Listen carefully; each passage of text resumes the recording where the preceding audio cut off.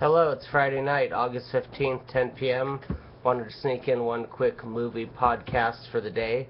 I've been doing a bunch this week, but only have put one published on YouTube about Cameron Crowe and some other films of this current recent generation, and also some of my picks on the top 100 list, which is a two-part podcast, but I'll probably end up making it a five-part podcast.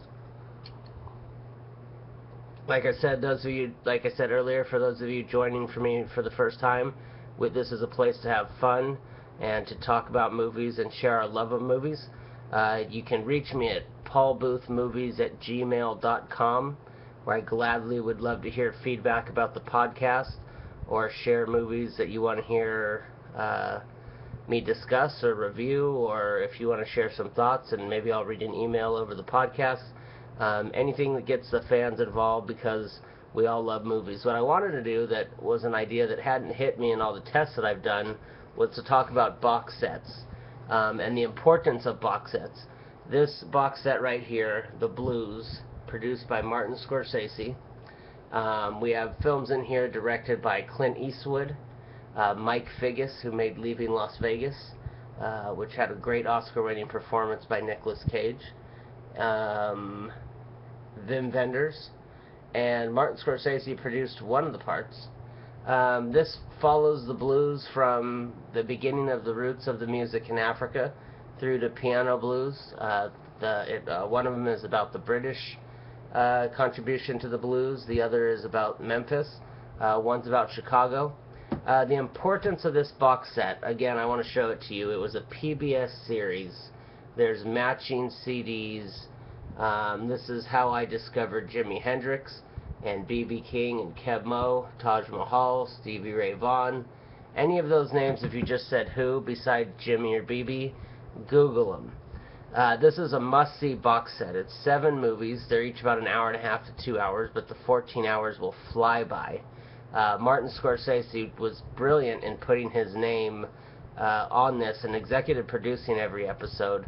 And then we get to see a different side of Clint Eastwood playing jazz piano with the late Ray Charles, the late Pinetop Perkins, who I was lucky enough, Pinetop Perkins, to interview at the Russian River Blues Festival.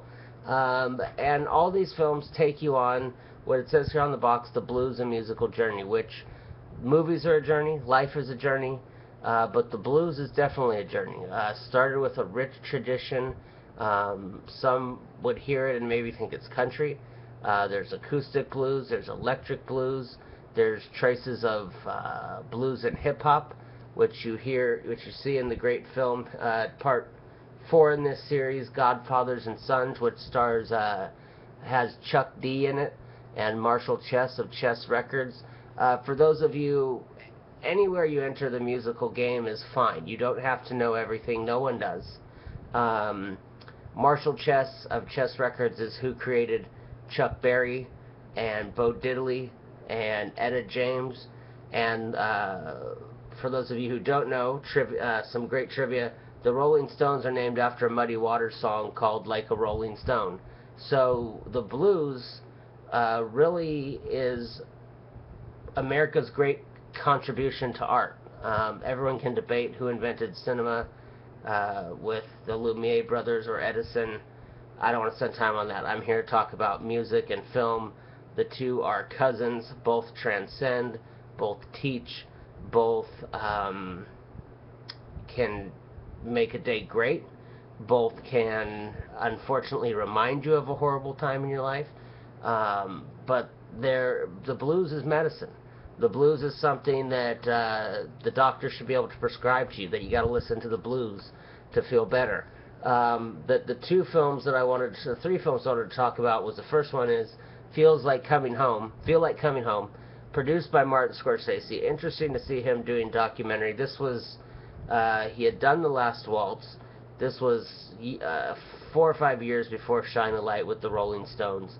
And then he did Bob Dylan's No Direction Home, and of course George Harrison, and I've heard rumors that he's doing a Martin Scorsese one, but this was him traveling back to the motherland with Corey Harris, who's a great bluesman and is kind of a mixture of Keb Mo, Taj Mahal, and almost like if you threw some Bob Marley in there.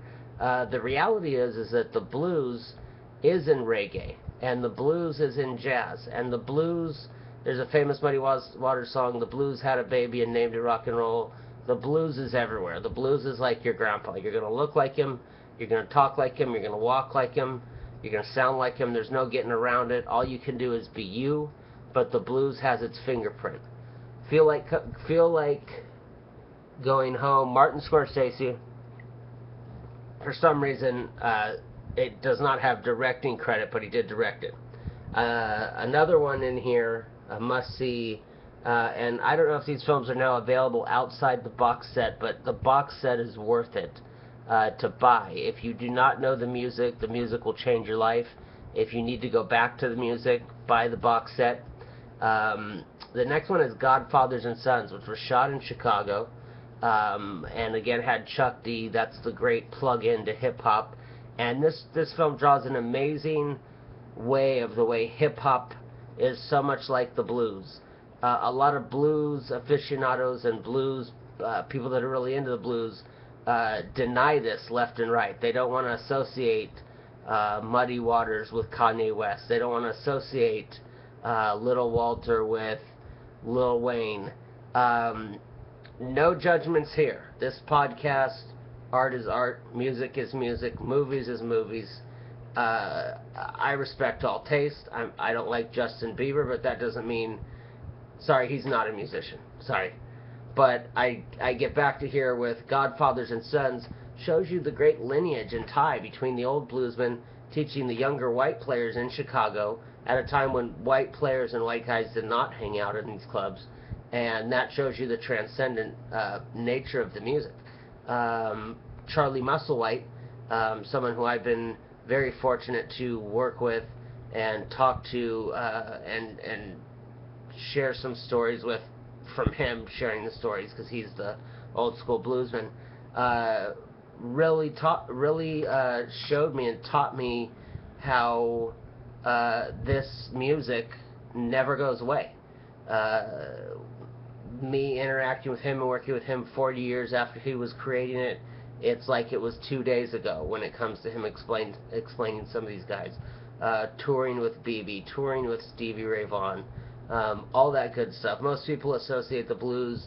They now are starting to think John Mayer, Derek Trucks, Gary Clark Jr. There's so many great ones out there. I encourage you, Martin Scorsese says in the special edition interview here that the point of doing this movie was that even if one guitar lick inspired you, it was worth it. It's just like if one shot in a movie, it's worth it. You don't have to go out and own every Hendrix album or every BB thing. You don't have to go out and see every bluesman, but you just gotta pay respect. The last film is very unique because it's Clint Eastwood actually playing the piano in certain scenes. As of course many people know, he scores some of his own films. He scored Mystic River, for which he got an Oscar nomination for, I'm 99% sure. This puts him in the class of filmmakers of Charlie Chaplin, guys who would direct, produce, act, and I don't know any other directors that score their own films. I know Woody Allen maybe contributes through his jazz clarinet, but he's usually picking standards. So this is a must-see film if you can track it down. Piano Blues, and it comes in between or after Red, White, and Blues, which was a great documentary about Jeff Beck and Jimmy Page. We all love Led Zeppelin, and Eric Clapton, and the Yardbirds, and the invaluable effect of the Brits on our music. But mainly, although this was a movie cast, these films are important. They fall under documentary, but they're music, and they're a significant part of our history. And again, if you like Clint Eastwood, then that should apply to basically anybody who's watching this. If you like Martin Scorsese, that applies to anybody. And Mike Figgis, the gritty guy behind Leaving Las Vegas, made the Red, White, and Blues documentary here about the Brits. So if you like your Jimmy Page and your Jeff Beck and your Clapton, this is where you want to go. So again, Martin Scorsese's PBS special, The Blues, A Musical Journey. And that's all I have to say. Have a great night, enjoy your weekend, and remember, my last piece of advice will always be, each day, watch some movies.